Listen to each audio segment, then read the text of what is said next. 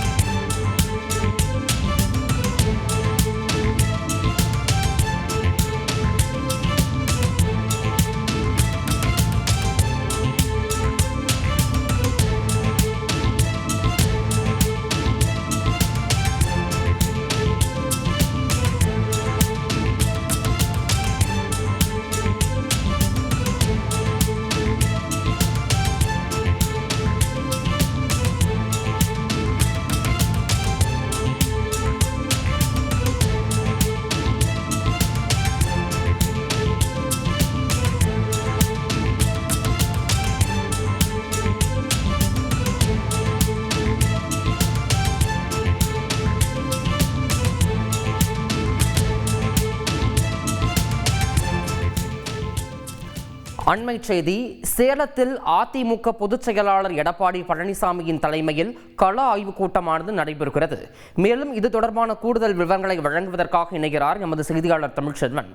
தமிழ்ச்செல்வன், வணக்கம். இந்த கள ஆய்வுக் கூட்டத்தில் யாரெல்லாம் கலந்து கொண்டிருக்கிறார்கள்? இந்த கள ஆய்வுக் கூட்டத்தில் எந்த மாதிரியான விஷயங்கள் குறித்து விவாதிக்கப்படுகின்றன? உங்களுடைய தகவல்.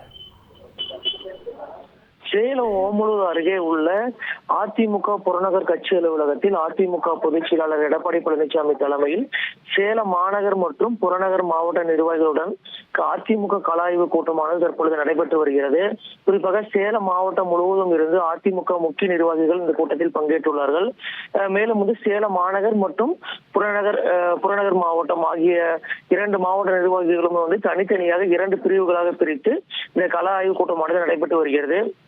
இதில் அதிமுகவில் புதிய உறுப்பினர்கள் சேர்க்கை பணிகள் மற்றும் 2026 சட்டமன்ற தேர்தல் பணிகள் குறித்தும் அதிமுக பொதுச் செயலாளர் எடப்பாடி பழனிசாமி நிர்வாகிகளுடனான ஆலோசனை கூட்டத்தில் தற்பொழுது கலந்துரையாடல் மேற்கொண்டு வருகிறார்.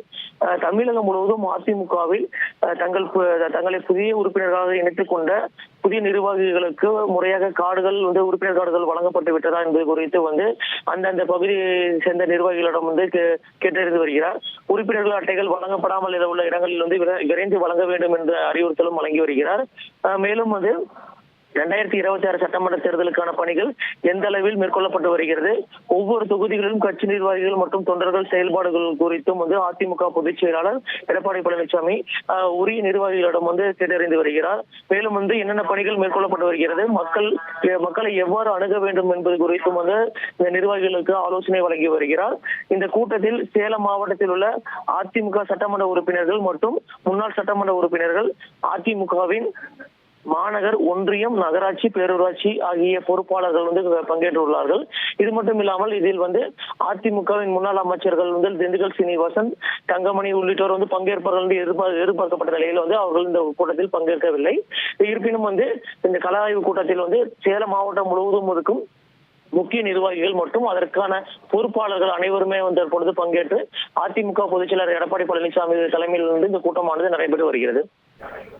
தகவல்களுக்கு நன்றி தமிழ்ச்செல்வன்.